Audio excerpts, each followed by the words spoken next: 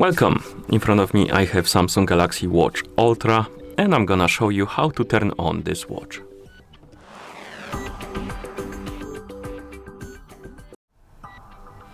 To turn on this watch we need to press and hold the upper button and keep holding it until the Samsung logo appears on the screen.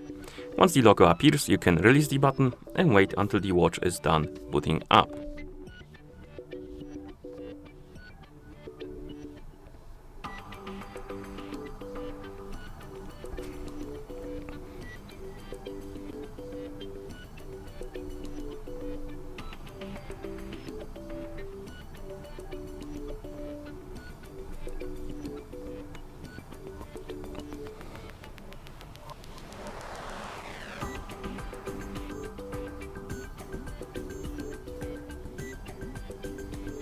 Okay, as you can see, we're in the system now, and that's how you turn on this watch.